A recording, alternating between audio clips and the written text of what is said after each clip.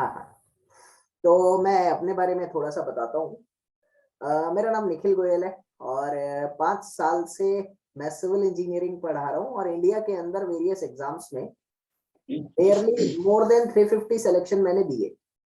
तो अभी जो आपका पीपीएससी का एग्जाम हुआ था पंजाब में, उसमें 20 के अबाउट मेरे पढ़ाए हुए बच्चे सेलेक्ट हुए हैं और अभी हाल ही में मुझे उम्मीद है कि जो जेकेएसएसबी का भी एग्जाम होगा उसमें भी कई अपने नोन है जो सेलेक्ट होंगे, जहां तक मुझे लगता है।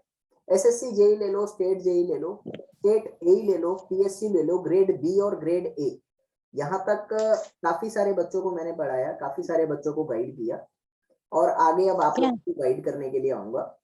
तो ऑफ कर लो आप लोग। आई रिक्वेस्ट एवरीबडी कि आप माइक अपना ऑफ कर लीजिएगा प्लीज। तो अभी मैंने जो है वो बीटेक किया हुआ है और गेट मैंने 4 बार क्वालिफाई किया, जिसमें से मैं 2 बार इंडिया का टॉप रैंकर रह चुका हूँ। आईएएस मैंने क्वालिफाई कर रखा है प्री, और उसके बाद मैं आपको बताना चाहता हूँ कि मैं ऑथर भी हूँ।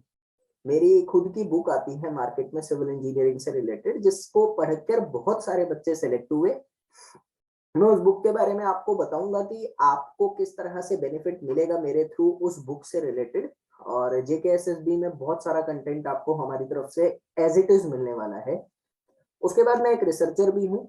अभी हाल ही में मैंने एक कंक्रीट डेवलप किया जो 1800 डिग्री सेल्सियस को लगभग 15 से 18 घंटे तक झेल सकता है। और वो कंक्रीट का पेटेंट अमेरिका में हमने पब्लिश करा था पेपर, तो वो वहां पर रिसर्च पेपर पब्लिश हो चुका है। अब हमारा प्लान है कि हम उसको इंडिया में लॉन्च करेंगे, तो बातें इस पे चल रही हैं। और मेरी दूसरी रिसर्च अभी चल रही है कि हम लोग अगर कोकोनट वाटर को कंक्रीट में यूज करते हैं तो कुछ इफेक्ट आता है कि नहीं आता। ये बात की बातें हैं।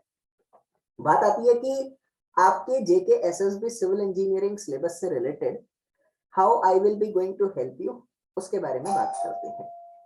तो यहाँ पर सबसे पहले मुझे आप लोगों के साथ जेकेएसएसबी का सिविल इंजीनियरिंग का सिलेबस डिस्कस करना है।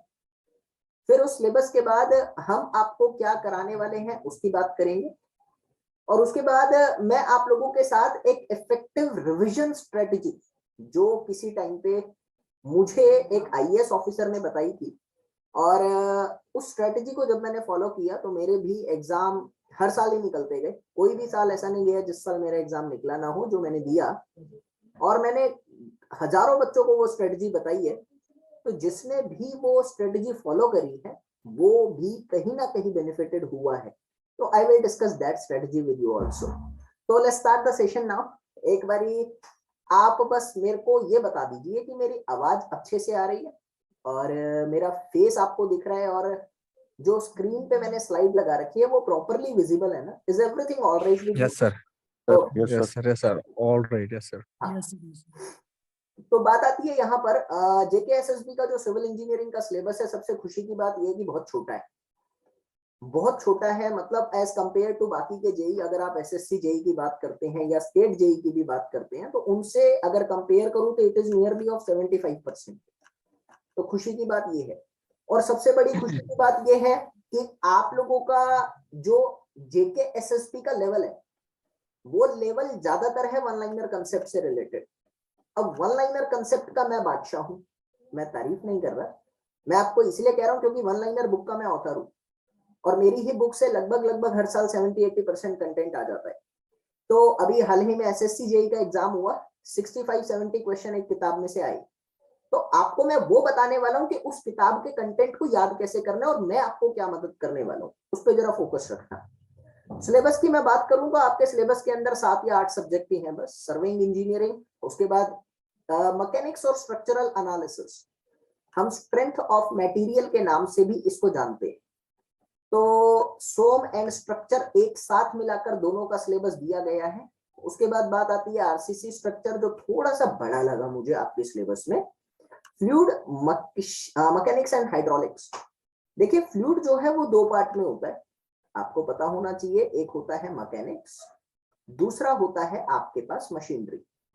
तो खुशी की बात यह है कि आपके पार्ट में मशीनरी पार्ट है ही, you have to go only with the mechanics part. तो हाइड्रोलिक्स अपने आप में बहुत बड़ा सब्जेक्ट है, लेकिन हाइड्रोलिक्स से इन्होंने कुछ ले नहीं रखा, तो ये हाइड्रोलिक्स लिखा ही क्यों है, मैं तो कुछ नहीं कहूंगा, इसको सिर्फ फ्लूइड मैकेनिक्स ही है। आगे मेरी बात आती है यहाँ पर सॉइल मैकेनिक्स, बहुत बड़ा है, लेकिन इन्होंने कुछ ही टॉपिक ले रखे हैं, we will discuss that also. उसके बाद मेरे पास irrigation engineering and waste water supply. Waste water supply environment engineering का एक पार्ट है। एनवायरमेंट इंजीनियरिंग कह लो या आप इसको पब्लिक हेल्थ इंजीनियरिंग कह लो, उसी का एक सब पार्ट है। ये बहुत बड़ी है, लेकिन उसमें से ना एक यूनिट आती है वाटर। इसके अंदर आप लोगों का एयर भी आता है, नॉइस भी आता है, उसमें से सिर्फ हम लोगों को वाटर पढ़ना है, तो सिलेबस ऑलरेडी बहुत रिड्यूस्ड है। उसके बाद हाईवे इंजीनियरिंग, ये ठीक ठाक दे रखा है, इसमें ना तो कम ना तो ज्यादा, ठीक ठाक है। फिर रेलवे इंजीनियरिंग बहुत छोटा सब्जेक्ट है, और one of the major subject जो बहुत ही जरूरी आप लोगों का जाने वाला है, वो है कंस्ट्रक्शनल प्लानिंग एंड मैनेजमेंट। सबसे बड़ी बात है 15 नंबर का सब्जेक्ट है। दूसरी बात है कि 8 से 10 घंटे अगर आप इस सब्जेक्ट पे इन्वेस्ट करते हो, तो I am taking the guarantee of your 13 marks. देखो 2 नंबर इधर उधर हो सकते हैं, बट मैं ये 10 से घंटे अगर मैं इन्वेस्ट आप लोगों के कराऊंगा, तो मैं ये गारंटी लूंगा कि 13 मार्क्स आप लोगों के पक्के होने वाले। किसी भी हालत में आप 13 नंबर ठीक कर दोगे, ये होने वाला है आप लोगों का। तो इसीलिए ये बहुत छोटी और बहुत अच्छी सब्जेक्ट में से आती है। अब देखिए सर्वेइंग इंजीनियरिंग की बात करूं, तो सर्वेइंग इंजीनियरिंग में जो जो चीजें आप लोगों को दे रखी हैं, वो सब यहाँ पर लिखा हुआ है। मैं आपको कहना चाहूं तो देखिए थ्योरेटिकल पार्ट ज्यादा है, प्रैक्टिकल न्यूमेरिकल की बात करूं तो बहुत कम है। आपका ये मानकर चलिए कि सर्वेइंग इंजीनियरिंग से 90 to 95% आपका थ्योरेटिकल पार्ट ही आने वाला है। अगर 10 नंबर के क्वेश्चन है, तो ये 9 नंबर या 8 नंबर के क्वेश्चन आपके थ्योरी पार्ट से होंगे। थ्योरी पार्ट कैसा होने वाला है? थ्योरी पार्ट आप लोगों का सिर्फ होगा वन लाइनर। वन लाइनर आप समझते हैं कैसे होता है? मैं जरा आपको बता देता हूँ एक बारी, ताकि आपको डिफरेंशिएट करने में आसानी रहेगी। बात आती है, जैसे मैंने आपको कहा कि थियोडोलाइट को जब हम घुमाते हैं, तो थियोडोलाइट को किस एक्सिस के अबाउट हम घुमाते हैं ताकि हमको एक रिवर्सिंग पैटर्न मिल जाए। अब ये क्वेश्चन बड़ा अटपटा है देखी जाए तो, लेकिन ये वन लाइनर क्वेश्चन है। वन लाइनर क्वेश्चन की खूबसूरती कुछ ऐसी होती है कि आपको आता है तो आता है, नहीं आता तो नहीं आता। मतलब इसका कुछ ये हाल है कि आपके पास सिर्फ 5 सेकंड का टाइम होना चाहिए एक क्वेश्चन का। अगर आपको आता है, then I am damn sure कि आप कर लोगे, 5 सेकंड के अंदर अंदर उसका आंसर निकाल दोगे। जैसे मैंने आपको कहा लीस्ट काउंट ऑफ दैट, भाई आता है तो आता है, नहीं आता तो नहीं आता। मैंने आपको कहा वॉइड रेशियो 0 से कम हो सकती है कि नहीं हो सकती, आपने कहा आता है तो आता है, नहीं आता तो नहीं आता। इसमें आपको दिमाग लगाने की कोई जरूरत ही नहीं पड़ने वाली, बिल्कुल भी नहीं पड़ेगी। तो है क्या बेसिकली ये वन लाइनर है सारा। अब प्रॉब्लम आती है इसके अंदर भी, क्या आप ये जरा देखेंगे। मैंने आप लोगों को कहा सर्वेइंग इंजीनियरिंग, फिर हम लोग जब बात करते हैं यहाँ पर स्ट्रेंथ ऑफ मटेरियल की, तो स्ट्रेंथ ऑफ मटेरियल और स्ट्रक्चरल एनालिसिस में अगर आप ध्यान से देखो, तो सिलेबस हमको वो दे रखा है जो दोनों में कॉमन है। जो दोनों में ही कॉमन है वो सिलेबस आया हुआ है। आपको स्ट्रक्चरल एनालिसिस को बहुत अलग से पढ़ने की जरूरत नहीं है। क्यों नहीं है? क्योंकि यहाँ पर जो आप लोग बेंडिंग मोमेंट, शियर फोर्स पढ़ने वाले हो, एक्चुअली में आप लोगों के सोम का और स्ट्रक्चर का कॉमन टॉपिक है। जो यहाँ पर आप लोग डिफ्लेक्शन पढ़ने वाले हो, वो आपका सोम और स्ट्रक्चर दोनों का कॉमन टॉपिक है। जो आप लोग यहाँ पर और तो मुझे करेगा नहीं, कंबाइंड एंड डायरेक्ट स्ट्रेस पढ़ने वाले हो, ये आपके मैकेनिक्स का टॉपिक है। Sometimes we have to deal this topic in the structural analysis. तो मैं आपको एक बात कहना चाहता हूं कि स्ट्रक्चरल एनालिसिस तो बस इन्होंने नाम लिख दिया, उस नाम से रिलेटेड 2 टॉपिक ऐसे हैं जो इंपॉर्टेंट बन सकते हैं। वो कौन कौन से टॉपिक है? एक तो आपकी आती है इनडिटर्मिनेसी, ओनली 2 टॉपिक और कोई नहीं, इनडिटर्मिनेसी। दूसरा आप लोगों का यहां पर बनता है इन्फ्लुएंस लाइन डायग्राम। ये 2 टॉपिक ऐसे हैं जहां से क्वेश्चन बन सकते हैं, और इनसे सिर्फ न्यूमेरिकल बनने वाले हैं, क्योंकि थ्योरी होती नहीं है कुछ भी, थ्योरी नहीं होती कुछ भी। बाकी सारा टॉपिक मैकेनिक्स का है। तो स्ट्रक्चरल एनालिसिस तो बस नाम का लिख दिया गया है, अलग से कोई सब्जेक्ट ऐड नहीं है, सिलेबस में ही नहीं है। तो हम लोगों को सिर्फ और सिर्फ सोम पे फोकस करना है। सोम थोड़ी बड़ी है और बहुत कंसेप्चुअल है। सोम का थ्योरेटिकल पार्ट लगभग आपको मान के चलना है 50 to 60% होगा, और उतना ही आपका न्यूमेरिकल वेटेज भी रहने वाला है। तो इसमें खास ध्यान देने की जरूरत होती है। आगे बात आती है फ्लूइड मैकेनिक्स। फ्लूइड मैकेनिक्स में मेरी कुछ स्पेशलिटी है, मैं आपको एग्जांपल के साथ समझाऊंगा अभी सेशन में कि क्या स्पेशलिटी है और कैसे रिवाइज करते हैं, उसमें सब क्लियर हो जाएगा। फ्लूइड मैकेनिक्स कंसेप्चुअल है। कंसेप्चुअल कैसी है?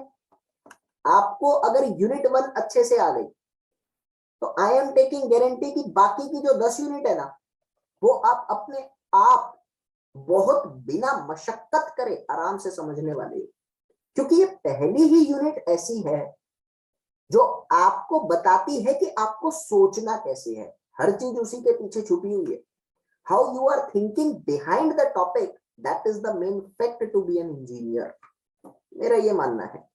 और मैं पहली ही यूनिट में बस आपको इतना तैयार करने की कोशिश करता हूं कि बाकी की जो 10 यूनिट है उसमें आप अपने आप से सोच सको, क्योंकि मेरा मानना यह है कि कंसेप्ट अगर खुद से क्लियर है ना, तो कितनी ही मुश्किल चीजों पहली बार में हो जाती है आसान। तो फ्लूइड मैकेनिक्स बहुत कंसेप्चुअल तरीके से समझेंगे। पहली ही यूनिट आपको मेन समझनी है, बाकी की आराम से आती रहेगी बहुत तरीके से। उसके बाद मेरे पास बात आती है यहाँ पर सॉइल मैकेनिक्स। ऑब्वियसली बताने की जरूरत नहीं है, सॉइल मैकेनिक्स तो आपका थ्योरेटिकल पार्ट और न्यूमेरिकल पार्ट दोनों है। लेकिन अगर आप जेकेएसएसबी एग्जाम की बात करते हो तो थ्योरेटिकल पार्ट ज्यादा इंपॉर्टेंट है। क्यों? वन लाइनर आता है इसमें से, वन लाइनर आता है इसमें से। एग्जांपल देता हूं, जैसे मैंने आपको 4 स्टेटमेंट दे दिया, मैंने कहा तरजागी की इसमें से कौन सी अजम्पशन नहीं थी। अब ये वन लाइनर है, आपको याद करना पड़ेगा। मैंने आपको कहा कि फादर ऑफ सॉइल मैकेनिक्स कौन है, ये वन लाइनर है। कब बनाया, ये भी वन लाइनर है। तो अब मैंने कहा परमेबिलिटी, बताओ परमेबिलिटी जो है वो किस तरीके से वेरी कर सकती है, fine soil, course soil, silty sand soil और एक और कोई मिट्टी देगी, ये भी वन लाइनर है। लेकिन ये चारों जो मैंने क्वेश्चन बोले है ना तुम्हें, ये 4 क्वेश्चन वन लाइनर तो है। ये वन लाइनर की तरह कभी ऐसा भी मत करना कि इसको रटने बैठ जाओ, नहीं। मेरा मानना ये है कि अगर तुमको ये पता है ना कि उसके पीछे का रीजन क्या है, तो वन लाइनर आराम से सॉल्व कर लोगे। अभी एग्जांपल दूंगा, इस जरा बात को ध्यान से रखना। वन लाइनर कैसे रटना है वो समझाऊंगा, ठीक है। उसके बाद सिलेबस में और ज्यादा बातें नहीं करूं तो अच्छा, इरिगेशन इंजीनियरिंग दे रखी है। सबसे मुश्किल पार्ट जो इरिगेशन इंजीनियरिंग के अंदर मेरे को लगता है बच्चों को प्रॉब्लम क्रिएट कर सकता है, वो है क्रॉस ड्रेनेज वर्क। इस पे थोड़ा टाइम लगेगा ढंग से समझने के लिए, बाकी आप आराम से कर सकते हो। ओवरऑल अगर मैं डिफिकल्टी लेवल की बात करता हूं तो according to me most difficult subject जो बच्चों के अकॉर्डिंग होनी चाहिए वो है इरिगेशन इंजीनियरिंग। क्यों? क्योंकि इरिगेशन इंजीनियरिंग एक ऐसी सब्जेक्ट है जिसको आप ढंग से इमेजिन नहीं कर पाते। If I am saying you about the river training works, hydraulic structures, well hydraulics, इनके जो कंसेप्ट है वो थोड़े से ज्यादा स्ट्रांग है, और इनको एनालाइज करना और इमेजिन करना हमारे लिए डिफिकल्ट हो जाता है, क्योंकि डेली लाइफ में हम इसको देखते नहीं है। इसीलिए बच्चे को थोड़ा सा समझने में प्रॉब्लम हो जाता है। तो we will invest our time in the irrigation engineering. Problem नहीं है, धीरे धीरे करेंगे बट हो जाएगा। वाटर सप्लाई कोई बड़ी बात नहीं है, सीवर सीवेज सब देखते हैं, पिक्चर की मदद से हम इसको आराम से सॉल्व कर सकते हैं, वो भी हो जाएगा, कोई ऐसी दिक्कत नहीं। हाईवे इंजीनियरिंग वन लाइनर्स, पूरा वन लाइनर, इसमें कुछ है ही नहीं। न्यूमेरिकल भी one liner, formula basis numerical आने वाले हैं, तो वो बहुत आसान है, हो जाएगा पूरा वन लाइनर। और हमारी पूरी वन लाइनर में से ही आपको कंटेंट मिलेगा। रेलवे इंजीनियरिंग मेरी सब्जेक्ट नहीं है, इसके लिए आपको दूसरा फैकल्टी मिलेगा, वो फैकल्टी अरेंज करा दूंगा मैं, और अभी जरूरत नहीं है, एट द एंड मोमेंट आपके लिए अरेंज करा दूंगा। हार्डली इसको 8 से 10 घंटे लगते हैं कंप्लीट करने में, ठीक है। तो बहुत मुश्किल नहीं है, लास्ट में इसकी बात करेंगे। इसके बारे में तो बताना ही क्या है, फेवरेट सब्जेक्ट है ये मेरा, और बड़ा इंटरेस्टिंग सब्जेक्ट है। प्रैक्टिकल है, सारा प्रैक्टिकल है। मैं एग्जांपल देता हूँ, जैसे आपने देखा होगा कि आप किसी भी साइट पे प्रोजेक्ट कर रहे हो, अब प्रोजेक्ट को एग्जीक्यूट करने में बहुत सारी प्रॉब्लम आती है, कभी बारिश आ जाता है, कभी लेबर नहीं आती, कभी मटेरियल नहीं आता, कभी किसी एक्सीडेंट हो जाता है, मतलब बहुत सारी प्रॉब्लम है। इन प्रॉब्लम्स के चलते प्रोजेक्ट में एक भी दिन देरी ना हो, ये तुम्हारा कर्तव्य है। अब उस प्रोजेक्ट में क्या वेरिएशन लाना है, किसको कितने दिन काम कराना है, कौन सा मटेरियल टाइम पे आएगा, रात में चलेगा, दिन में चलेगा, क्या होगा, वो एक्चुअली में सारा मैनेजर का काम होता है। मैनेजमेंट उसी को तो कहते हैं, वो मैनेजमेंट तुमको यहाँ पढ़नी है। तो बड़ा प्यारा क्वेश्चन है, मजा आ जाता है। इसी के अंदर आप लोगों का क्वांटिटी सर्वे, जिसको हम लोग QSV के नाम से भी जानते हैं, आपने सुना भी होगा, estimation and costing. Quantity surveying का थोड़ा सा पार्ट लिया गया है। जैसे कि आपको मैं कहूं, यहाँ पे कॉन्ट्रैक्ट्स हो गया, टेंडर हो गया, वैल्यूएशन हो गया, ऑर्गेनाइजेशन हो गया, मेजरमेंट बुक हो गया, ये है क्या, ये क्वांटिटी सर्वेइंग का छोटा सा पार्ट है, तो उसको भी हम लोग लेकर चलेंगे यहाँ पर। तो ये आप लोगों का सिलेबस है। जैसा कि मैंने आपको स्टार्टिंग में ही बताया कि ओवरऑल जेई का 75% है ये। हाँ, क्योंकि जेई का सिलेबस बहुत बड़ा है, लेकिन खुशी की बात यह है कि हमारे JKSSB के अंदर बहुत छोटा सिलेबस आया हुआ है, तो हम लोग आसानी से इस सिलेबस को 3 से 3.5 महीने में विद रिवीजन कंप्लीट कर सकते हैं। तो अकॉर्डिंग टू माय प्लानिंग, मैं डिस्कस भी करूंगा अभी वो, हम लोग इसको लेकर चलेंगे 3 से 3.3 या 3.4 मंथ, चलो 3.5 महीने लेकर चल लो, with revision. With revision, revision अलग से नहीं करना, रिवीजन अलग से नहीं करना, क्योंकि मेरा तो ये मानना है कि ट्रेनिंग हो रही है, ट्रेनिंग इस शिद्दत के साथ करो कि तुम मैदान जंग में जाकर जीतने वाले हो। फिर बार बार नहीं करना, एक बार ही पढ़ लिया, तह तक घुस गए, समझ लिया, जान लिया, करना तुम्हें उसी दिन से लग जाना करने। ये बिल्कुल दिमाग में नहीं आना चाहिए कि you have to revise it again and again and again, ऐसा कुछ नहीं होगा। तो विद रिवीजन 3 से 3.5 महीने में आपका हो जाएगा। डेली मैं 2 से 2.5 घंटे की आपकी क्लास लूंगा, और इस 2 से 2.5 घंटे में हम आपको everything related to the civil engineering I will be going to provide you. चाहे आपका थ्योरेटिकल पार्ट हो, चाहे वन लाइनर हो, चाहे न्यूमेरिकल हो, चाहे उसमें प्रैक्टिस क्वेश्चन, वो मैं आपको देने वाला हूं हर लेक्चर में। मेरे लेक्चर से रिलेटेड मैं कुछ बातें आपको बताना भी चाहता हूं यहाँ पर, 1 मिनट का पेशेंस। हाँ, कि लेक्चर का सिनेरियो क्या रहने वाला है भाई। ऑब्वियसली हर लेक्चर के अंदर हमारी तरफ से आपको थ्योरी मिलेगी। थ्योरी कैसी रहेगी, प्रिंटेड कंटेंट के साथ, एनिमेटेड वीडियोस अगर रिक्वायर्ड हैं समझाने के लिए तो वो रहेगा, पिक्टोरियल रिप्रेजेंटेशन अगर जरूरी है तो वो रहेगा, पेंटेप की मदद से लेक्चर होगा। उसके बाद I need to tell you, मेरे हर सेशन के अंदर आपको मेरी स्पेशली डिजाइन वन लाइनर मिलेगी। यस, ये मेरी तरफ से वन लाइनर मिलेगा आप लोगों को, क्योंकि ये मेरी खूबसूरती है कि मैंने वन लाइनर में अच्छी खासी मतलब प्रैक्टिस कर रखी है, और काफी कंटेंट उसमें से आता भी है। तो वन लाइनर आपको हर लेक्चर में मेरी तरफ से मिलेगा, रिक्वायर्ड कंटेंट। उसके बाद हर लेक्चर में मेरी तरफ से आप लोगों को प्रैक्टिस क्वेश्चन मिलेंगे। Every lecture will have the practice question. कैसे क्वेश्चन होंगे, इसमें आप लोगों के प्रीवियस ईयर अलग अलग एग्जाम के क्वेश्चन भी होंगे। इसमें आप लोगों के स्पेशली डिजाइंड क्वेश्चन, मैं आपको बताऊं, मैं क्वेश्चन डिजाइन कर रहा हूं पिछले 1.5 साल से। मैंने सिविल इंजीनियरिंग में लगभग 2500 क्वेश्चन डिजाइन करे हैं। तो स्पेशली डिजाइंड क्वेश्चन कंसेप्ट से भरे हुए वो आप लोगों को मिलेंगे। और उसके बाद हमारी तरफ से जो ओरिएंटेड क्वेश्चन है कि JKSSB स्पेशल क्या पूछ सकता है, वो क्वेश्चन इसके अंदर होंगे। तो प्रैक्टिस क्वेश्चन आपको शीट मिलेगी हमारी तरफ से, शीट के साथ साथ लेक्चर के अंदर भी डिस्कस करूंगा, ठीक है। अब सिलेबस डिस्कशन के बाद थोड़ा सा स्ट्रेटेजी आप लोगों को समझाना चाहता हूं कि पढ़ना कैसे होता है। काफी इंपॉर्टेंट बात बोलूंगा, ध्यान से सुनना। मैंने बहुत बच्चों की ये प्रॉब्लम देखी है कि उनको ये समझ नहीं आता कि एक्चुअली में पढ़ाई कैसे करनी है। और आपने भी ऐसा देखा होगा कि अगर आप लोगों को फील्ड में कभी भेजा जाए और आपको दिखाया भी जाए, तो आपने देखा होगा कि एक बच्चा है 5 साल से लगा हुआ है तैयारी करने में बेचारा, एक बच्चा है 2 साल से लगा हुआ था, हो गया, एक बच्चा है पहले अटेम्प्ट में क्लियर।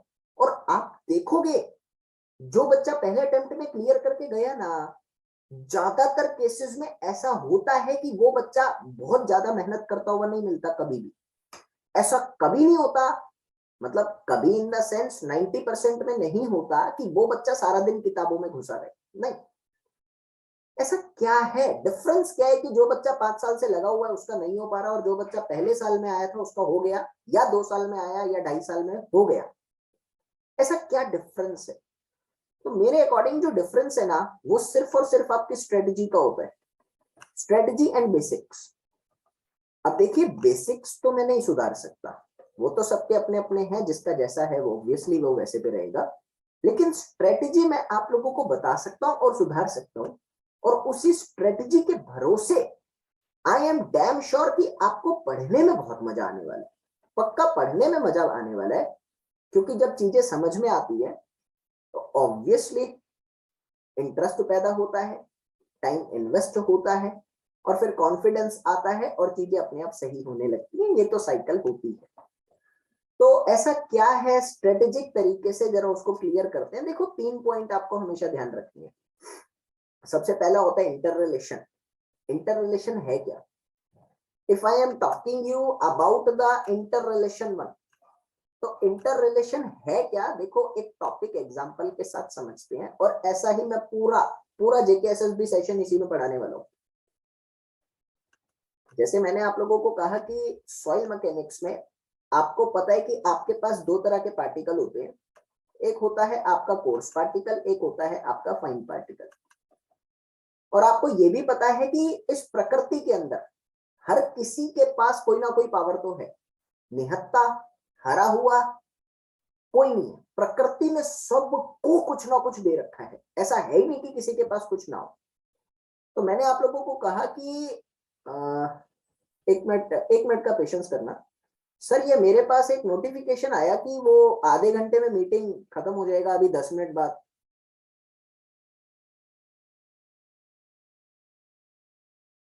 हेलो।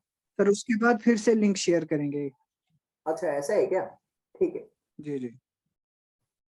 ये क्या लिखा आ रहा है? कृपया करके इसको मिटा दीजिए आप।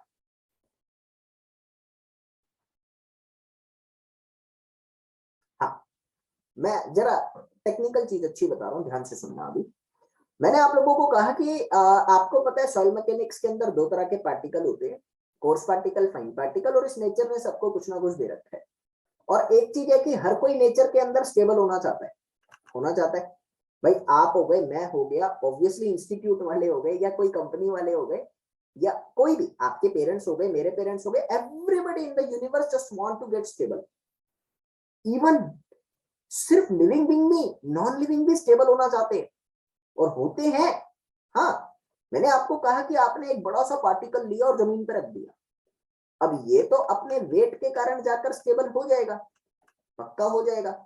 और दूसरा पार्टिकल आया और इसके ऊपर टिक गया। हाँ, आ गया। ये किस लिए टिका? क्योंकि इसके वेट के कारण इसको स्टेबिलिटी मिली। लेकिन फाइन तो बड़े छोटे छोटे होते हैं ना बेचारे। जब फाइन पार्टिकल बहुत छोटे होते हैं तो उनके पास ऐसा क्या है जिसकी वजह से ये स्टेबल हो पा रहे हैं? इनके पास होती है चार्ज की ताकत। ये मैंने आपको डेमो में भी बताया था एक दिन। चार्ज की ताकत का मतलब ये अट्रैक्ट करेंगे, ऑब्वियसली करेंगे। अट्रैक्ट करेंगे तो कोहेजन डेवलप होगा। अगर किसी को ये नहीं पता कोहेजन क्या होता है तो कृपया मेरे से पूछ लीजिएगा, ताकि आपको समझ में आ जाए। अब कोहेजन अगर डेवलप कर रहा है तो क्या होगा? ये पानी को भी अट्रैक्ट करेगा। आपने क्या करेगा? पक्का करेगा। अब बात को समझना।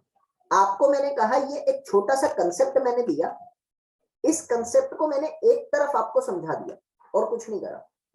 और मैंने आपको इस कंसेप्ट से रिलेटेड 2-3 क्वेश्चन पूछ लिए अलग अलग। ये वन लाइनर क्वेश्चन है और सारे वन लाइनर ही बताऊंगा। मैंने आपको कहा सबसे पहले तो आपको ये पता होना चाहिए प्लास्टिसिटी क्या है। मैं आपको बताता हूं। प्लास्टिसिटी एक कंसेप्ट आया, और आपको मैंने जस्ट इतना बता दिया कि वाटर अट्रैक्ट करने की प्रॉपर्टी, वाटर अट्रैक्ट करने की प्रॉपर्टी जो है वो प्लास्टिसिटी है। और मैंने आपसे क्वेश्चन पूछ लिया एग्जाम के अंदर कि बताओ किसकी प्लास्टिसिटी ज्यादा? डेफिनेटली ना, जो वाटर को अट्रैक्ट कर रहा है उसकी प्लास्टिसिटी ज्यादा। तो आपने क्वेश्चन में क्या किया? फाइन सॉइल की प्लास्टिसिटी ज्यादा हो गई। भाई फाइन सॉइल की प्लास्टिसिटी हाई होगी, पक्का होगी, ऑब्वियसली होगी, इसमें तो शक नहीं है, और मैंने ये बताया नहीं था, फिर भी आप आंसर कर लोगे, और ये वन लाइनर है, ये वन लाइनर है। अब मैंने इसी से रिलेटेड आपसे क्वेश्चन कहा, आप लोग ध्यान से समझना कि आपको पता है 2 तरह की मिट्टी होती है, एक होती है एलुवियल सॉइल, एक होती है लेकस्ट्राइन सॉइल। और आपको मैंने जस्ट इतना कहा कि एलुवियल सॉइल जो है वो फ्लोइंग रिवर के साथ बनती है, फ्लोइंग रिवर के साथ बनती है, और लेकस्ट्राइन सॉइल जो है वो स्टिल वाटर में बनती है। स्टिल वाटर का मतलब होता है लेक, जो लेक होती है ना अपनी कश्मीर में, बढ़िया वाली लेक है, लेक के बॉटम में जो होती है वो लेकस्ट्राइन सॉइल है। मैंने कहा यार जो बहता हुआ पानी आ रहा है, पहाड़ ही कश्मीर, कश्मीरी पहाड़ पर बारिश हुई और पानी नीचे नीचे आया, और नीचे आया तो भाई बड़े छोटे हर तरीके की मिट्टी के पार्टिकल को साथ में लेकर आया। जैसे जैसे पानी आगे गया, ड्रैग फोर्स लगी, ड्रैग फोर्स के कारण क्या होगा, वेलोसिटी कम हो जाएगी। जब वेलोसिटी कम होगी तो ये पार्टिकल नीचे बैठना स्टार्ट करेंगे कि नहीं करेंगे? हाँ करेंगे सर, करेंगे करेंगे। आपने कहा भारी पार्टिकल पहले बैठेंगे, फिर वेलोसिटी कम होगी, फिर और हल्के पार्टिकल बैठेंगे, फिर वेलोसिटी कम होगी, फिर और हल्के पार्टिकल बैठेंगे, और जब पानी रुकेगा तो जाकर सबसे छोटे पार्टिकल बैठेंगे। आपको ये तो पता लग गया कि बहते हुए पानी के साथ बड़े पार्टिकल आ सकते हैं, लार्ज पार्टिकल आ सकते हैं, और रुके हुए पानी में ऑब्वियसली छोटे पार्टिकल आने वाले। ये मैं इतनी जल्दी जल्दी में इसलिए पढ़ा गया क्योंकि डेमो में मैंने ये पढ़ाया था, तो इसके रिपीट करने का, जब लॉजिक पढ़ेंगे तो मैं पूरा डिटेल में पढ़ाऊंगा ना आपको, आप थोड़ा सा समझना। अब मैंने क्वेश्चन में ये पूछा, मैंने ये बताया नहीं है तुमको, और तुम्हें समझ में आ गया पक्का। बताओ प्लास्टिसिटी किसकी ज्यादा, लेकस्ट्राइन की ज्यादा कि एल्यूवियल की ज्यादा? तुम फट से मेरे को कह दोगे एल्यूवियल की कम होने वाली है, लेकस्ट्राइन की ज्यादा होने वाली है, क्योंकि लेकस्ट्राइन में छोटे पार्टिकल, छोटे पार्टिकल बोले तो चार्ज से भरे हुए। अरे वाह, चार्ज से भरे हुए मतलब पक्का प्लास्टिसिटी ज्यादा शो करेंगे। अब देखो प्लास्टिसिटी कहां पढ़ा आपने, प्लास्टिसिटी पढ़ा यहां पर, और प्लास्टिसिटी को अप्लाई कहां किया ये आप पढ़ोगे 5वें लेक्चर में, और ये पढ़ोगे पहले लेक्चर में। अब 5वें लेक्चर की चीज you need to apply for the content of the first lecture, this is called interrelation. समझ में आया कि नहीं आया? पक्का एक चीज आप पढ़ो ना, बस उसको याद रख लेना, और वो ही चीज आपको दूसरी जगह भी लगानी है। जब ऐसे आप पढ़ते हो ना, इसके बेनिफिट क्या है? एक तो आपका रिवीजन अच्छा होता रहता है, दूसरा क्या रहता है आपका, भाई रिवीजन के साथ आपका कंटेंट प्रिपेयर होता रहता है यार, आपको अलग से बार बार देखने की आवश्यकता नहीं होती, कंटेंट प्रिपेयर होता रहता है, ये भी क्लियर है। इंटर रिलेशन समझ आया? अब मैं आपको बताऊं, आप इसी कंसेप्ट को इरिगेशन इंजीनियरिंग में अप्लाई करने वाले हो। हाँ? सॉइल मैकेनिक्स की एक यूनिट है परमेबिलिटी, वो परमेबिलिटी का 20-30% कंटेंट आपका इरिगेशन में अप्लाई होता है। तो ये इंटर रिलेशन है, एक जगह पढ़ो दूसरे में अप्लाई करो। इसका बेनिफिट ये, रिवीजन और कंटेंट प्रिपरेशन बहुत तगड़ी तरीके से चलती है, और ये सब अगर हो ना तो कॉन्फिडेंस आता है, और कॉन्फिडेंस के भरोसे तो देश चल रहा है। नेता को ज्ञान थोड़ी होता है, नेता को पता है मैं चिल्ला के कह दूंगा भीड़ भी मान लेगी मेरी बात को तो वो चल रहा है ना, कॉन्फिडेंस आना जरूरी है बस, ठीक है। और मेरे में कितना कॉन्फिडेंस है देखो, मेरी स्पेलिंग गलत है फिर भी इतना खुश हूं चले, तो बात आती है यहां से आगे। अब दूसरा पॉइंट मेरे पास था, इंटर रिलेशन आपको समझ आया? कृपया करके एक दो मेरे को यस कर दीजिए प्लीज। आपको इंटर रिलेशन समझ में आया? Actually what is inter relation? Yes sir. Okay, अब ना बात आती है, देखो एक पॉइंट बड़ा अच्छा लगता है कि always and always you have to do the battle between quantity and quality. अभी आधा घंटे का सेशन के बाद दोबारा लिंक आएगा, उसमें भी हम करेंगे। तो क्वांटिटी एंड क्वालिटी क्या है कि बच्चा जो है ना सिलेबस के पीछे भागता रहता है। नहीं, जैकमा ने एक बात कही थी, जैकमा नाम सुना होगा आपने, चाइना का बिजनेसमैन। उसने कहा था जिंदगी भर सीखते रहना चाहिए, ये बहुत अच्छी बात है, लेकिन अगर इसी के भरोसे बैठे रहे ना तो कई जिंदगियां बीत जाएगी और आप सीखने से हार जाओगे। बहुत कुछ है सीखने के लिए, तो क्या क्या सीखोगे, और जब तक अप्लाई नहीं करोगे तो वेस्ट है। तो क्वालिटी पे भागो, क्वांटिटी पे नहीं भागना। और यही अपनी बैटल रहने वाली है, हमेशा हमेशा यही बैटल रहने वाली है। I will provide you the quantity से अवे कंटेंट क्वालिटी से भरा हुआ। बोले तो वन लाइनर्स जो आपके एग्जाम के लिए जरूरी है, सिर्फ वो पढ़ना है। बहुत सारे बच्चे मैंने देखे इधर उधर भटक जाते हैं, वो थोड़ा सा तैयार रहना उसके लिए, दिक्कत ना आ जाए आप लोगों को। अभी आप लोगों के पास I need to tell you कि आधे घंटे का अभी सेशन हुआ है, अभी एक और सेशन आधे घंटे का लिंक आएगा, उसमें भी आप लोग आ जाना, ठीक है। और 7 दिसंबर से ना अपना बैच स्टार्ट है। मैं आप लोगों को पढ़ाने वाला हूँ major subject of civil engineering. Serving मैं पढ़ाऊंगा, मैकेनिक्स मैं पढ़ाऊंगा, आरसीसी मैं पढ़ाऊंगा, फ्लूइड मैकेनिक्स भी मैं ही पढ़ाऊंगा, रेलवे इंजीनियरिंग आपको दूसरा फैकल्टी कोई पढ़ाएगा। और अगर हमको रिक्वायरमेंट हुई बीच में तो we will have another faculty, don't worry, वो आपको बाकी सब्जेक्ट्स भी पढ़ा देंगे। और उसके साथ साथ I need to tell you, अगर आपको बीच में जैसे सेशन में डाउट सेशंस की जरूरत पड़ती है तो we will have that also. वैसे पढ़ेगी नहीं, फिर भी अगर पढ़ती है तो I will always be there to help you. तो वो भी हम अलग से रख लेंगे, छुट्टी वाले दिन कर लेंगे, नहीं तो अलग से टाइम निकाल के हम एक दो डाउट सेशन भी बीच में रख लेंगे, ठीक है। अभी एक पॉइंट मुझे आपको बताना है जो मेरा बहुत फेवरेट है, स्ट्रेटेजिक रिवीजन, जो मुझे एक आईएएस ऑफिसर ने बताया था, वो मैं आपसे दूसरे पार्ट में डिस्कस करता हूँ, ठीक है। सो उम्मीद है आप आओगे। थैंक यू नहीं बोलना चाहेंगे, अभी दूसरे पार्ट में मिलते हैं, स्ट्रेटेजिक रिवीजन डिस्कस करता हूँ, ठीक है।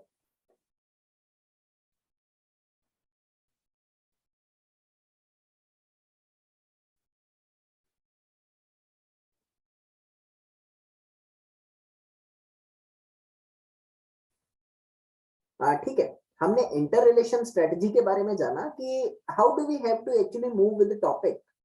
एक बार ही पढ़ लिया, दूसरी बार ना उसको जहां पर भी अप्लाई होता है वहां अप्लाई कर दो, कॉन्फिडेंस डेवलप होता है, कॉन्फिडेंस के साथ साथ आपका कंटेंट प्रिपेयर होता है, और रिवीजन तो ऑब्वियसली होती ही है।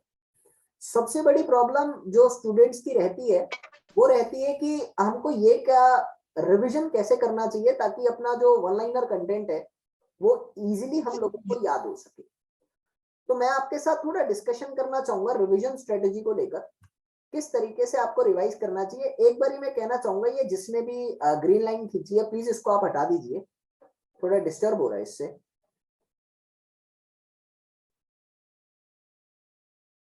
ये ग्रीन लाइन जिसने भी खींची है, रिक्वेस्ट आप इसको हटा दीजिए प्लीज। चलिए स्ट्रेटेजिक रिवीजन की बातें करते हैं। तो होता क्या है, बिल्कुल स्टार्टिंग से समझकर चलेंगे, और साइकोलॉजी क्या कहती है उससे रिलेटेड बात करेंगे, हवाबाजी में कुछ नहीं होगा, ठीक है। आपने पहली बार कोई टॉपिक पढ़ा, थ्योरी इन द क्लास, तो साइकोलॉजी आपको कहती है कि वो टॉपिक आप लोगों को 4 से 5 दिन तक याद रहता है अगर आप कंसंट्रेटेड तरीके से पढ़ते हो। हम लोग 4 दिन मान के चलते हैं कि वो टॉपिक हमारे पास 4 दिन तक याद रहता है। After 4 days it actually blurs in our mind, और वो फिर हम लोग भूलने लग जाते हैं। तो अगर मैं दूसरी बार उसी टॉपिक को पढ़ रहा हूं तो मेरे पास अभी फर्स्ट रिवीजन का टाइम आ गया, कोई भी टॉपिक मैंने पढ़ा तो चौथे दिन मुझे उसको पहली बार रिवाइज करना है। और पहली बार जब मैं उसको रिवाइज कर रहा हूं ना, तो मैं थ्योरी उठाऊंगा सबसे पहले, और उसी थ्योरी को पढ़ने के बाद आप उससे रिलेटेड क्वेश्चन जरूर सॉल्व करेंगे, क्योंकि आप मान के चलना कि अगर आप क्वेश्चन सॉल्व नहीं करोगे ना तो आप अधूरे रह जाओगे। और मेरा तो ये मानना है कि एग्जाम में सिर्फ क्वेश्चन ही आते हैं, और थ्योरी तो सिर्फ क्वेश्चन को सॉल्व करने के लिए पढ़ी जाती है। हाँ, मजबूरी है हमारी थ्योरी पढ़ना, अगर हमको कोई चीज पहले से आती है and we are just able to solve the question, तो मेरा मानना तो ये है कि आप थ्योरी पढ़ो ही मत, क्योंकि क्वेश्चन ही सॉल्व करने हैं। आप समझना जो मैं कहना चाह रहा हूं यहाँ पर।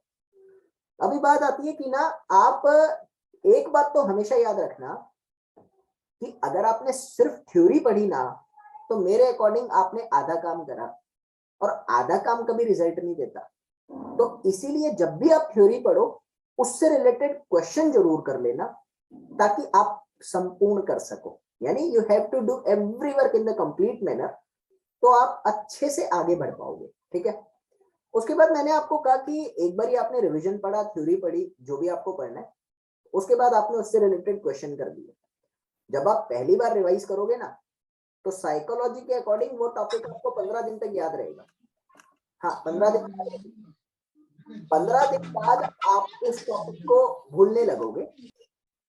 तो यहाँ पर जब आप उस टॉपिक को भूलने लगो, तो सेकंड रिवीजन आप लोगों को 15 दिन पे करनी है, यानी you have to revise that again on the 15th day. अब जब आप उसको रिवाइज करो ना, तो ये भूल मत कर देना कि तुम थ्योरी उठा लो, नहीं। ये सबसे बड़ी गलती मैंने जो स्टूडेंट की लाइफ में देखी है और हमने भी करी है, वो क्या करता है, थ्योरी उठा के रिवाइज करता है। अरे रिवीजन किस लिए कर रहे हो? रिवीजन सिर्फ और सिर्फ आप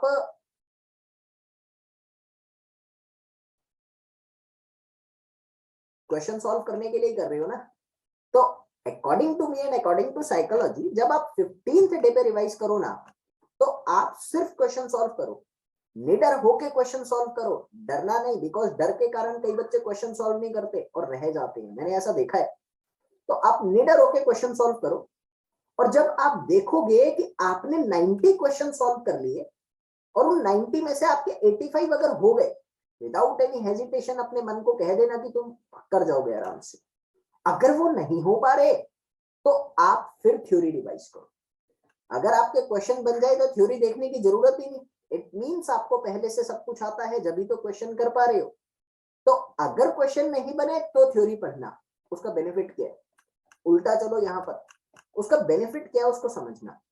मैंने आपको कहा कि आप बस चलते जा रहे हो, आप बस चलते जा रहे हो, आप बस चलते जा रहे हो।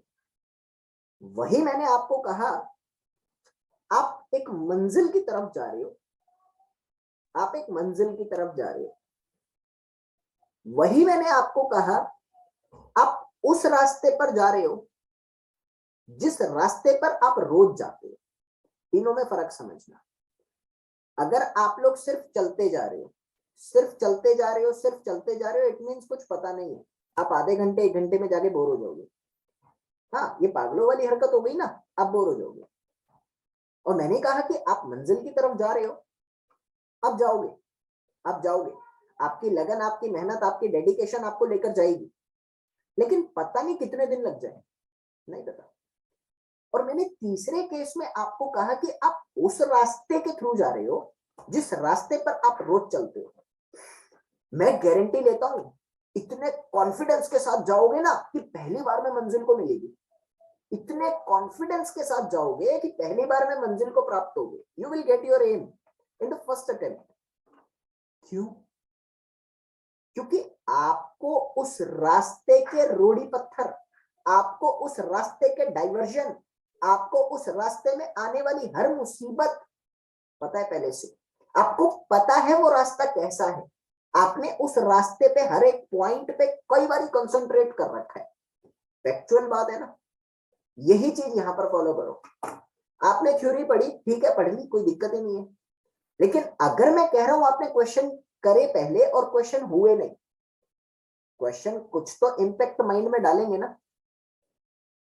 और जब आप क्वेश्चन से रिलेटेड थ्योरी को देखोगे ना, तो मेरे बताने की जरूरत नहीं है, माइंड एकदम उस चीज को पकड़ेगा, और सिर्फ पकड़ेगा नहीं, काफी लंबे समय के लिए पकड़ेगा।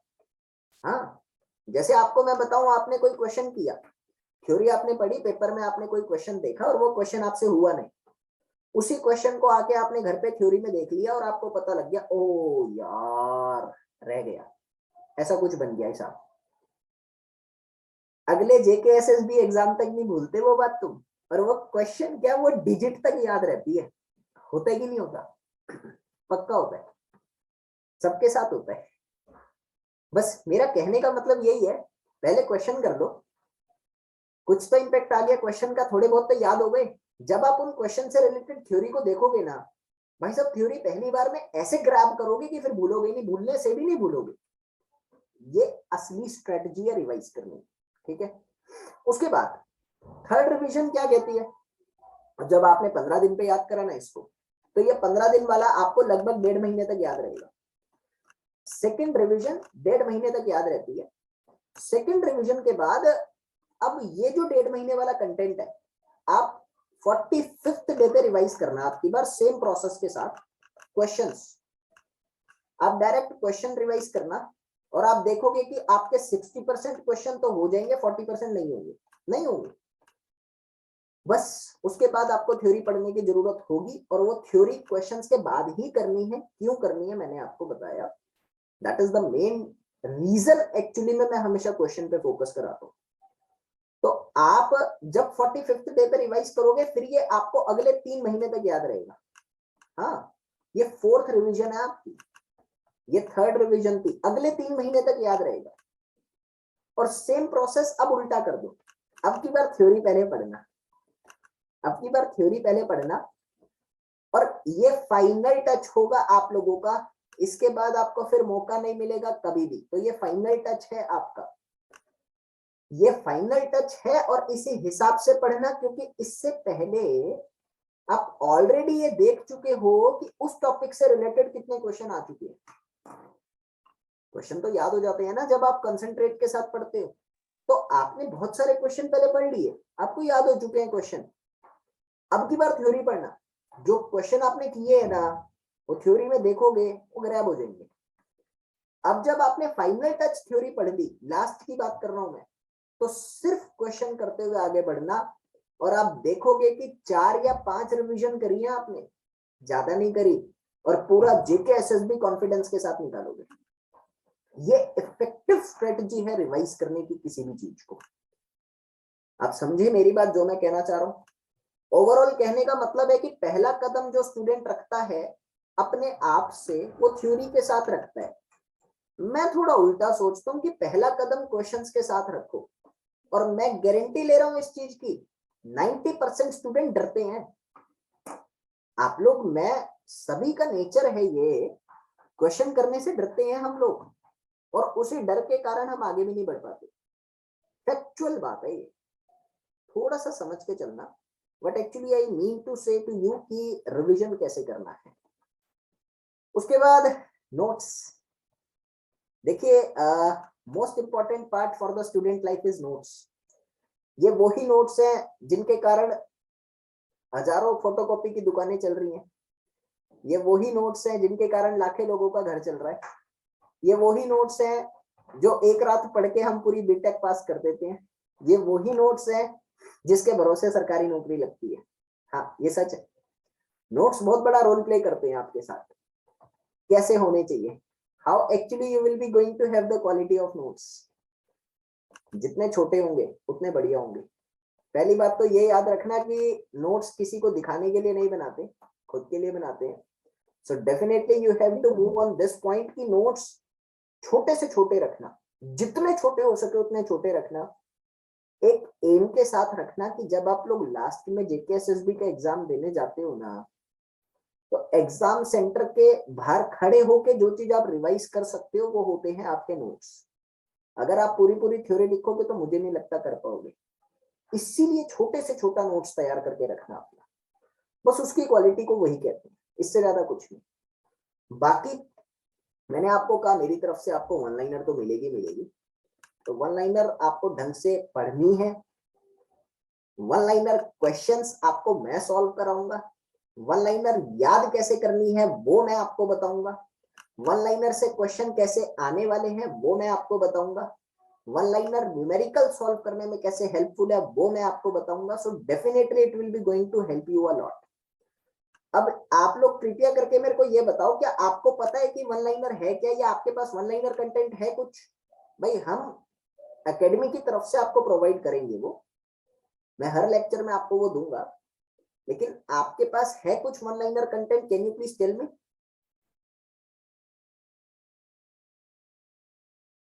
No sir. नो सर, अभी तक नहीं है सर कुछ। तो don't worry, we will provide you in every lecture. Even हम कंटेंट पूरा वन लाइनर फॉर्मेट में आपको देंगे, डोंट वरी अबाउट दैट। वो मतलब हमारी तरफ से रहेगा आपके लिए। और गारंटी कहना ठीक शब्द नहीं लगेगा मुझे, लेकिन एक्सपीरियंस के बेसिस पे, as I have given maximum selections in India, हाँ मुझे अभी सरकार की तरफ से अवार्ड भी मिलेगा, मैंने सिविल इंजीनियरिंग में मैक्सिमम सिलेक्शन दिए हैं और मेरे पास सबका प्रूफ है, मतलब हवाबाजी में नहीं, मेरे पास सबका प्रूफ है, वीडियो है मेरे पास सबकी। तो वन लाइनर से काफी बच्चों को हेल्प मिली है, तो वो हम आपको देने वाले हैं इस पर्टिकुलर सेशंस में। और मैं सैंपल के तौर पे आपको दिखा दूं, आप गवर्नमेंट एम्प्लॉय हो? अगर आप लोग 2 मिनट का वेट करो तो मैं आपको सैंपल के तौर पे दिखा दूं कि वन लाइनर हम कैसे आपको प्रोवाइड करने वाले हैं, yes sir, yes sir, sure है ना। मैं श्योर थोड़ा सा श्योर आपको श्योर। मोटिवेशन, सर बिल्कुल। 2 मिनट रुको, मैं मोटिवेशन के लिए दिखाई देता हूँ ताकि आपको थोड़ा सा पता लगे कि हाँ कुछ है। नहीं खुदा।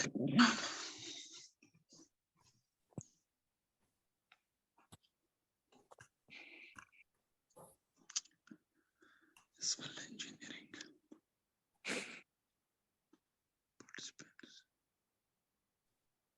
यार ऑनलाइन तो अभी अवेलेबल नहीं हो पा रही है, ठीक है, नहीं अभी तो नहीं हो पा रही है अवेलेबल। बाय द वे मैं सर को दे दूंगा, सर करवा देंगे।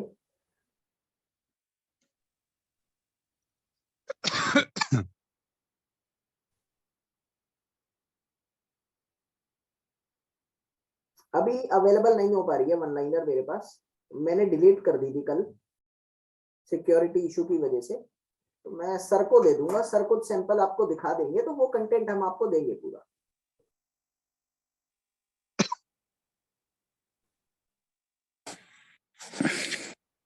चलो, अभी आपको कुछ पूछना है मुझसे तो आप पूछ सकते हैं। जो भी मैंने आपको बताया वैसे आप पढ़ेंगे तो मेरे अकॉर्डिंग आपका सिलेक्शन बहुत आसानी से हो जाएगा। और आपको अगर कुछ मुझसे पूछना है तो आप पूछ सकते हैं। Hello sir. हाँ जी। सर आप हमें ये बताइए, जो हमारी इसमें फैकल्टी रही जिसमें हमारे इसमें बहुत सारे ये सब्जेक्ट्स है सर, सॉइल मैकेनिक्स है, फ्लूइड मैकेनिक्स है सर, हाँ बहुत हाँ, सारे। तो इसमें हमारे मतलब कौन कौन से फैकल्टी रहेगी जो हमें मतलब ये सारे जो सब्जेक्ट्स है वो कवर हो जाएंगे सर? देखिए ये जो है हम लोग 3 से 3.5 महीने में कवर अप कर देंगे, और मेजर सब्जेक्ट मैं पढ़ाऊंगा, और एक फैकल्टी जी और सर। रहेगी आपकी जो आपको रेलवे इंजीनियरिंग पढ़ाने में हेल्प करेगी। जी सर। हाँ अच्छा, बाकी ओवरऑल 90% सर आप खुद कवर हाँ, करोगे सर? मैं हाँ, खुद पढ़ाऊंगा वो। Thank you sir. हाँ, सर सर इसमें हमारा पैकेज क्या होता है सर 3 मंथ्स के लिए? वो आपको सर बताएंगे, वो मेरे को पता नहीं है। मतलब ये मैनेजमेंट आपको बता देगी। जो नाम तो मुझे भी नहीं पता सर का, ये कुंस करके कुछ नाम है यार, मतलब नाम मुझे नहीं पता, सर आपको बता देंगे। कॉग्निटिव एकेडमी जो है उनका मैनेजमेंट आपको बता देगा, ठीक है। सर ये यूनिसेफ से। क्लास की सर काजी टाइमिंग काजी और यूनुस सर अदर है, थिंग सर, काजी ये वहीं यूनुस। पे हम हाँ जी, मैनेजमेंट में हमें पता चलेगा जरा। हाँ जी। सर जो क्लास की टाइमिंग वो फर्दर क्या सिस्टम रहेगा हमारा, तो अब वो सब आपको बता वहीं दिया से हमें। जाएगा जब आप लोग कोर्स में आएंगे ना, तो आपको ये चीज जी सारी सर। पहले से बताई जाएगी। Yes evening sir. में ही क्लास होंगे, इवनिंग में। वो तो जैसा आपको सूट हाँ करेगा बिल्कुल, वैसे कर लेंगे, कोई ऐसी दिक्कत नहीं है। इवनिंग में जरूर ठीक है, अगर इवनिंग में अब वो क्लास कोई हुई। दिक्कत नहीं है, वो तो जैसा सूट करेगा ना वैसे कर लेंगे, ठीक है ना। 6 PM के बाद रहेंगी क्लासेस। हाँ जी, बिल्कुल। सर 6 PM के बाद रखेंगे। वो कोई दिक्कत नहीं है, मतलब वो स्टूडेंट्स के अकॉर्डिंग अपन कर लेंगे। जी जी सर। हाँ, हेलो सर। और किसी को कुछ पूछना है? हेलो। हाँ जी बोलिए। हाँ हाँ जी सर। हाँ जी। सर रिकॉर्डेड लेक्चर मिल सकते हैं हमको, रिकॉर्डेड लेक्चर्स? देखिए वो अभी तो अवेलेबल नहीं है रिकॉर्डेड। ऐसा रहेगा कि पहले जो लेक्चर लाइव होगा वो रिकॉर्डेड में भी अवेलेबल रहेगा, लेकिन वही, अभी क्योंकि रिकॉर्डेड नहीं। कोई बिजी रहता है तो हम सिर्फ मतलब रिकॉर्डेड लेक्चर चाहिए मुझे सर। हाँ, मैं वही कह रहा हूँ ना आपको कि टाइमिंग का रिकॉर्डेड इशू लेक्चर मेरे जो को लाइव रहता हो है। जाएगा वो आपको मिलेगा। लेकिन मैं एक ठीक। सैंपल आप लोगों को दिखा रहा हूँ वन लाइनर का, ठीक है। मेरे को, मैं आपको सैंपल दिखा रहा हूँ एक, ताकि आपको पता लग जाए कि कंटेंट अपन कैसे प्रोवाइड करने वाले हैं आपको सारा। जी सर। और लेक्चर जो है वो लाइव ही होगा, फिर लाइव लेक्चर आपको रिकॉर्डेड फॉर्मेट पे अवेलेबल रहेगा, तो आप उसको देख सकते हैं।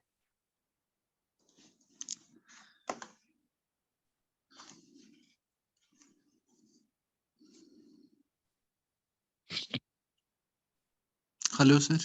हाँ जी। सर एक्चुअली मैं मीटिंग में सर 2-4 मिनट थोड़ा लेट आ गया था सर। तो सर ठीक आप है। प्लीज अपना सर इंट्रोडक्शन आप सर फिर से आप करा सकते हैं आपका सर हाँ हाँ अपना श्योर सर। श्योर, एक मिनट बता दो थैंक यू सर। भाई। ये आप लोगों को दिख रहा है क्या कुछ?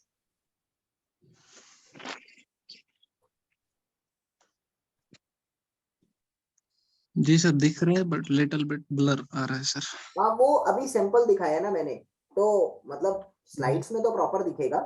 ये हमारा वन लाइनर कंटेंट है, जी जी जी और ये वन लाइनर कंटेंट हम आपको प्रोवाइड करेंगे सारा, और इसी के अकॉर्डिंग पूरा पढ़ाया जाएगा। ठीक है ना? तो जी सर। मैक्सिमम चांस है आपके क्वेश्चन इसी में से आने वाले हैं। अब मेरा अच्छा। इंट्रोडक्शन ये है कि मेरा नाम निखिल गोयल है, और मैं पिछले 5 साल से पढ़ा रहा हूँ, और मेरे जी पढ़ाए हुए लगभग 350 प्लस बच्चे ऑलरेडी जेई बन चुके हैं। सिर्फ जेई नहीं, जी जेई और आईएएस में भी सिलेक्ट हुए हैं। और मैंने अपने जी टाइम सर। पे बीटेक किया। बीटेक करने के बाद फिर मैंने गेट क्वालिफाई करा 4 बारी, तो ऑल इंडिया टॉप रैंकर में 2 बारी राउंड गेट में। और जी उसके सर। बाद मैंने प्री क्वालिफाई कर रखा है, एंड जी फिर सर। मैं रिसर्च फील्ड में आ गया, टीचिंग और रिसर्च जी सर। फील्ड में। तो मैं अभी करंटली जी सर। रिसर्च भी करता हूँ, और मैंने एक कंक्रीट डेवलप किया है जो 18 घंटों तक 1800 डिग्री सेल्सियस को झेल सकता है। मैक्सिमम जी जी 18, सर। 15 से 18। तो अमेरिका जी में सर। उसका पेपर हमने पब्लिश करा था, तो वो हो गया है। अब इंडिया में हम उसको लाने का प्लान बना रहे हैं कुछ, और मैंने जी बुक भी लिखी है। तो आई एम ऑल्सो द जी author of the consolidated book of civil engineering. जी जी सर। हाँ, ये यस मेरा sir that's too good sir. है ना? Thank okay. You sir. Thank you हाँ, वेरी मच। और कुछ पूछना है आप लोगों को मुझके? सर आपका कोई सर आप लेक्चर हम सुन सकते हैं जो आपने प्रीवियसली डिलीवर किया हो, आ, 5-10 मिनट का? मैं समझा नहीं, एक बारी दोबारा बोलना प्लीज। सर आपका कोई प्रीवियस लेक्चर हम सुनना चाहते हैं जो हाँ आपने हाँ, वो प्रीवियसली मैंने आपने जो मैनेजमेंट है यहाँ का, कॉग्निटिव एकेडमी, उनको मैंने दे दिया है। तो आप उनसे ले लीजिएगा, डेमो हुआ था हमारा पहले। ठीक है ना? Yes sir. जी सर। जी सर। हाँ। हाँ जी सर, तो एक्सक्यूज मी सर। हाँ बोलो। सर ये जो क्लास टाइमिंग है, ये हमें लेक्चरर्स दिन में 2-4 लेक्चर्स देने पड़ेंगे या सिर्फ एक टाइम पे ही नहीं, लेक्चर? आपका ना एक ही लेक्चर लेंगे हम, 2 से 2.5 घंटे का।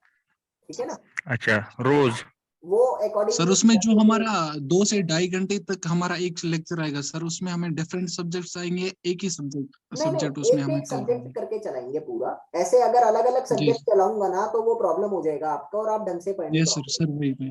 एक जी ही जी सर सब्जेक्ट वही ठीक चलाएंगे रहेगा प्रॉपर सर। तरीके से, ताकि हम एक जी सब्जेक्ट सर। कंप्लीट करने के बाद फिर उसका एप्लीकेशन और जी उसकी क्वेश्चन प्रैक्टिस टाइमली कंटिन्यूअसली करते रहें। सर। सर वो जो आपने सर ऑलरेडी जो आपका रिकॉर्डेड सर अगर है रिकॉर्डेड, वो जो आपका डेमो क्लास रहा है हाँ सर, हाँ। सो अगर रिकॉर्डेड है सो प्लीज सर हमें प्रोवाइड कर दीजिएगा आप सर, अगर आपके पास है वो। काजी सर जो है वो, सर्च करो सर ने वाईफाई काजी सर प्लीज इनको जी इन्फॉर्म कर दो। भी पढ़ाया है, अनअकैडमी में पढ़ाया है। जी मैं अन अकेडमी में भी पढ़ाया है, और वाईफाई सेटिंग में वहां से भी देख सकते हैं यूट्यूब। ओके ब्रदर ठीक है। ठीक है ना? हाँ, मतलब मेरा ठीक है सर लेट्स ऑनलाइन भी आप कंटिन्यू। सर्च कर सकते हैं, और मेरे बारे में आपको जैसे देखना है ऑनलाइन ही, तो आप सिर्फ लिख दीजिएगा निखिल सर, तो आपको मिल जाएगा। बहुत सारा लेक्चर है। ठीक है? ठीक है सर। हाँ। Thank you sir. ओके। और किसी को कुछ पूछना है क्या? सर आप गवर्नमेंट जॉब भी करते हो सर? नहीं नहीं नहीं, मतलब मेरा इंटरेस्ट ही नहीं था जॉब करने में स्टार्टिंग से ही, तो मैंने कभी गवर्नमेंट जॉब की तरफ सोचा भी नहीं, और बस छोड़कर आ गया। मेरा सिलेक्शन हुआ था तो मैंने ऑप्ट नहीं करा उसको। सर आपने किस ईयर में सर अपना कंप्लीट कर रहा है सर बीई? हाँ जी। सर जो आपका बीई रहा वो किस ईयर में आपका 2016 कंप्लीट हो गया सर? 16। ओके सर हाँ। ठीक है ठीक है। और किसी को कुछ पूछना है? बस सर, थैंक यू। ओके। सो ठीक है, इट्स ओवर नाउ, और अच्छा लगा। यस बाकी आपको काजी सर बता देंगे, और मैंने आपको ये बताया भी है कि हमारा 7 तारीख से बैच स्टार्ट हो रहा है। तो बाकी जी आप सर। मैनेजमेंट से एक बार आप इन्फॉर्म सारा ले लीजिएगा, जो भी आपको जरूरत हो। और लेक्चर हमारा ऑनलाइन मोड पे होगा, लाइव लेक्चर चलेंगे, वही रिकॉर्डेड भी अवेलेबल रहेगा ताकि आप रिवाइज उसको अच्छे से कर सको। और लेक्चर में जी सर। वन लाइनर कंटेंट पे फोकस रहेगा हमारा, क्योंकि वन लाइनर से काफी हद तक आपके क्वेश्चन आते हैं, एज इट इज आते हैं, मतलब ज्यादा इधर उधर जाने की जरूरत नहीं है। तो स्ट्रेटेजिक तरीके से याद बिल्कुल। कैसे करना है वो भी आपको मैं उसी में बताता रहूंगा, ठीक है। जी सर, श्योर। हमें सर बस उतना पढ़ना है जितना सर पढ़ाएगा, मतलब जितने हाँ, आप हमारे नोट्स इतना भी बनेंगे। अगर पढ़ लो, मतलब आप जितना मैं पढ़ाऊंगा अगर आप उतना ढंग से पढ़ लेते हो, तो आई एम टेकिंग गारंटी कि आपका 85-90% उसी में से आएगा। Sir sorry for the interrupt इंशाल्लाह। सर, और एक चीज सर, और एक क्वेश्चन है सर। हाँ हाँ सर जो कि already sir you know sir, by virtue of Covid pandemic sir कितनी हाँ हाँ प्रॉब्लम हो गई सर, मतलब हम्म, सबों ने फेस करा वो। हम्म, तो वो जो एक्सपोजर मिलना चाहिए था सर इन 4 साल 5 सालों में सर, पर्सनली मैं अपना बोल सकता हूँ कि सर वो एक्सपोजर जितना मिलना चाहिए था वो नहीं मिला सर। क्योंकि क्योंकि कोविड था, क्लासेस मतलब जो ऑन टाइम क्लासेस नहीं होती थी, ऑनलाइन तो होती थी सर, वो ऐसी सर फॉर्मेलिटीज के लिए सर। तो नो सर वो डोंट वरी। ध्यान रखते सर, उस लिहाज से सर आप जो भी आपका लेक्चर रहेगा सर, तो वही सर। हाँ, आपका कहने का मतलब ये है कि जो लेक्चर रहेगा वो बेसिक से तो रहेगा ना, यही आपका बिल्कुल यस बेसिक। सर, बिल्कुल सर। हाँ, यस तो sir, yes sir, yes obviously sir. मैं आपको बताऊं, मैंने आपको डेमो में भी जैसे ये बोला था, और नाम से ही शुरू करेंगे, मतलब जो सब्जेक्ट का नाम है जी उससे जी मतलब से जी शुरू सर। करेंगे, तो बहुत बेसिक से ही रहेगा, क्योंकि मेरा मानना ये है अगर बेसिक क्लियर नहीं है तो कोई फायदा नहीं है। यस सर, जब हाँ बेसिक्स बिल्कुल क्लियर सर, होगा कभी तो कभार ये सारा हो होता है तो कि जाएगा। बेसिक से सर ही है। कोविड की वजह से बहुत ही सारी प्रॉब्लम हो गई कि जिसकी वजह से कुछ ऐसी चीजें होती है सर, वो बहुत ही ज्यादा बेसिक्स होती है। तो कुछ ऐसी फैकल्टीज होती है, तो ऐसा भी सोचती है कभी कभार कि ये तो बहुत ही बेसिक है, तो बच्चे को पता ही होगा सर। क्योंकि नहीं नहीं, इसकी ऐसा वजह कुछ से नहीं होगा। अगर ऐसा ऐसा पॉइंट भी हो सकता है सर कभी, देखो तो यार, जो हमें नहीं पता हो। मैं आपको जी बताऊं, हाँ, इसमें ना फैकल्टी का भी कसूर नहीं है। अगर जैसे आपको कुछ नहीं जी। पता तो वो तो ऑप्शन रहेगा ना, जैसे अभी आप बात कर रहे हैं वैसे आप कुछ भी पूछ सकते हाँ हैं। Exactly exactly sir. हाँ, तो वो यस तो कोई श्योर सर। प्रॉब्लम नहीं है। लाइव लेक्चर का जी यही तो सर। बेनिफिट है ना। अगर आपको जी पूछना ही सर। नहीं है तो ऑब्वियसली आप रिकॉर्डेड देख लो फिर, हाँ बिल्कुल सर। है ना। तो बिल्कुल लाइव सर। का यही बेनिफिट है, ठीक है। जी सर। जी सर। तो ठीक है, हेलो बाकी आपको काजी सर सारा हेल्प कर देंगे इस रिगार्डिंग। हेलो, ओके सर, ठीक है। हाँ जी, बोलिए इशफाक। Hello sir. एक बार सर अगर अपना व्हाट्सएप नंबर आप शेयर करेंगे नहीं, तो कुछ मतलब डायरेक्ट हम ऐसे आपके मैं साथ। व्हाट्सएप नंबर शेयर नहीं कर सकता। जो भी, जैसे आपको कोई भी इंक्वायरी करनी है तो आप अकेडमी से कर सकते हैं, वो हर चीज में आपको हेल्प कर देंगे, ठीक है। जी नहीं, कभी कभी डाउट्स रहते जी हैं कि डायरेक्ट टीचर के कांटेक्ट में आ, ठीक रहना। है, उसका भी हम कोई सॉल्यूशन निकाल लेंगे, मतलब अकेडमी के थ्रू ही हम कोई उसके पोर्टल बाद पे काम मिलेगा, करेंगे। जब आप जी बैच जी ज्वाइन जी। करोगे उसके बाद हाँ, हाँ मिलेगा। हेलो प्लस सर, सर जो मेरा सर एक क्वेश्चन था आपसे। प्रीवियस सीबीटी पेपर हुआ था उसमें से ऐसे क्वेश्चंस थे सर जो मैंने ढूंढे, उसमें से 2-3 क्वेश्चन बुक पर भी नहीं है। ऐसे क्वेश्चंस थे उस पे सीबीटी जो एग्जाम हुआ था। सर जो सीबीटी एग्जाम है सर, उसमें थोड़ा सा डीप पढ़ना होता है सर, देखो, मैंने आपको पहले ही बताया क्योंकि ना बहुत कि डिफरेंट पेपर आते हैं ना सर। 10 हर चीज लगभग के आते हैं पीछे तो ना, फर्स्ट अगर 8 से आपको बिल्कुल। लॉजिक पता है, माइक ऑफ करिए प्लीज अपना। अगर आपको लॉजिक पता है ना हर चीज के पीछे का, कि आप ये जानते हो कि वो चीज कैसे हुई है, तो मेरा मानना ये है कि क्वेश्चन कितना भी घुमा के आए, you can do it by your own.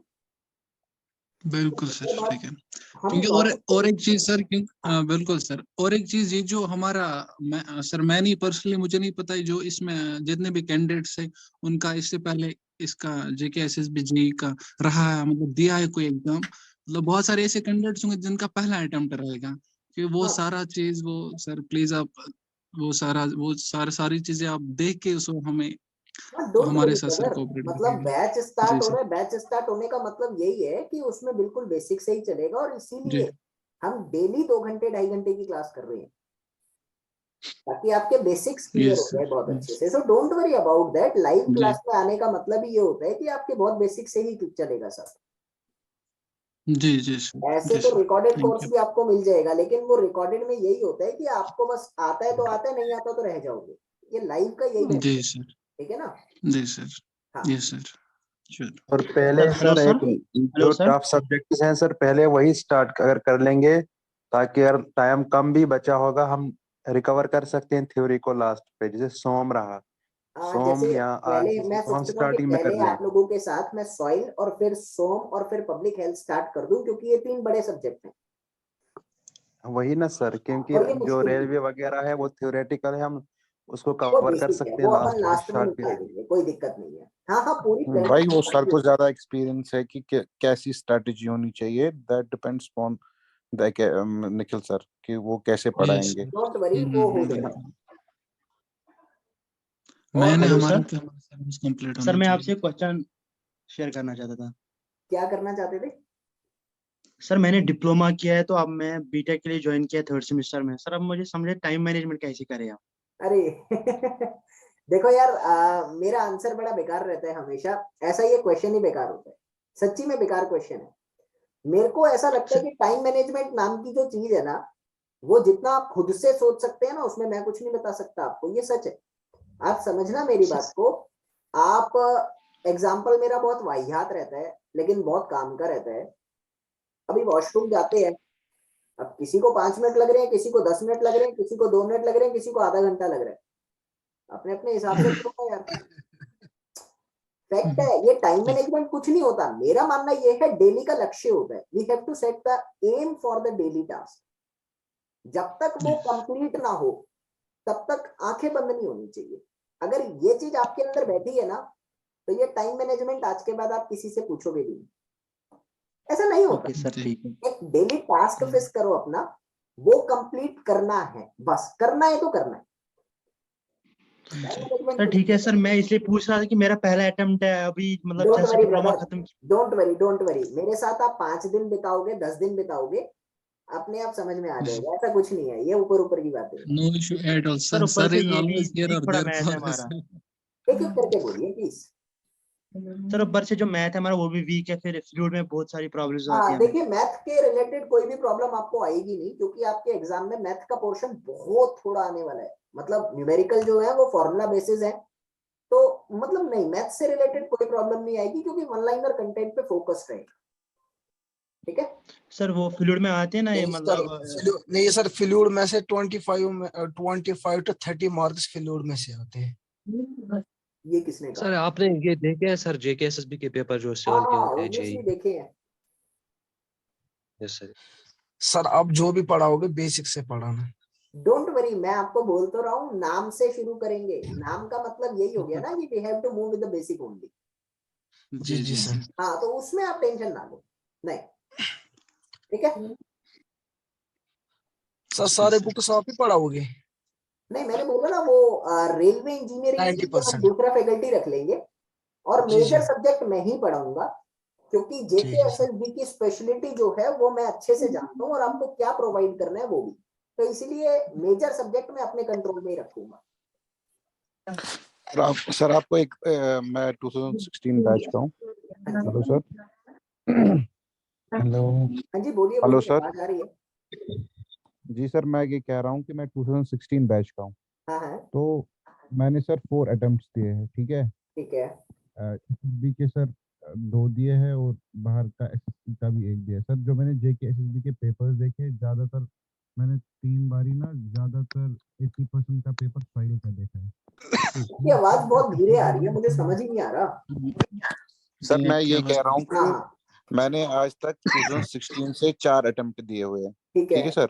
हाँ, सर उसमें से मैंने जब प्रीवियस पेपर चेक किए थे तो 80% सॉइल का आ रहा था पेपर। नहीं ये ऐसा नहीं होता है। देखो मैं आपको बताऊं, यहाँ पर वेटेज लिखा सर हुआ है। सर आप मेरी पूरी बात तो सुनिए हाँ सर। हाँ, बोलो बोलो बोलो।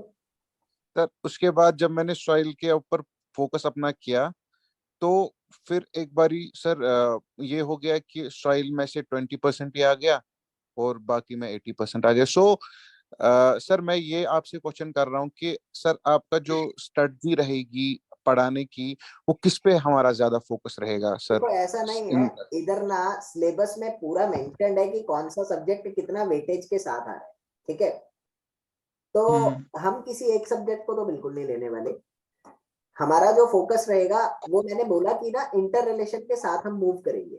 इंटर रिलेशन मीन्स एक सब्जेक्ट आपने पढ़ा, तो एक सब्जेक्ट का पूरा रिवीजन आपको पूरा टाइम के साथ करना ही करना है कॉन्टिन्यूसली, और उसका जहां एप्लीकेशन होगा वो दूसरे में अप्लाई करना है। तो हम सारी सब्जेक्ट को लेकर चलेंगे, एक को नहीं ले लेकिन सर JKSSB वाले ऐसे नहीं एग्जाम करते हैं।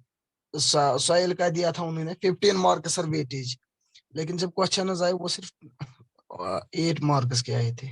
मैं आपको बताऊं, ऐसा नहीं होता। आपके क्वेश्चन ना आते हैं उतने मार्क्स के, बस आप पहचानते नहीं हो। जैसे मैं आपको बताऊं कि आपका अगर शियर फोर्स बेंडिंग मोमेंट का एक टॉपिक आया, तो जरूरी जी, नहीं है कि बेशक। वो स्ट्रक्चर से रिलेटेड आएगा, वो सोम से रिलेटेड भी हो जी जी सकता है। ऐसे ही हो सकता यस अगर सर। इनफिल्ट्रेशन का टॉपिक आया, तो इनफिल्ट्रेशन इरिगेशन में भी आता है, इनफिल्ट्रेशन जी सॉइल में सर, भी आता है। तो सॉइल श्योर में सर। जो मार्क्स हमको दे रखे हैं उससे एक दो कम होते हैं, इधर ही उधर घूमता रहता है हमारा टॉपिक।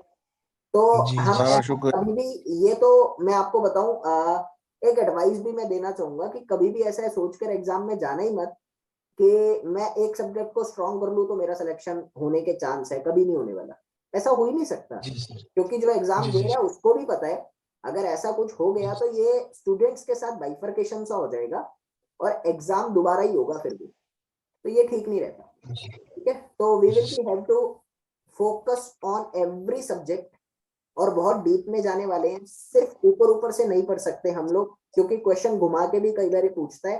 तो we should have to be with the concept as well, और हम लोग बहुत जी बेसिक सर, से स्टार्ट करके कंसेप्ट स्ट्रॉन्ग करेंगे। ठीक है, जी सर, थैंक यू। चलो बाकी चीजें जी मैंने सर। आपको सारी बताई दी। So thank you for being with me in this session. Bye. जी सर, चलो thank thank you you very sir. Much sir. Thank you.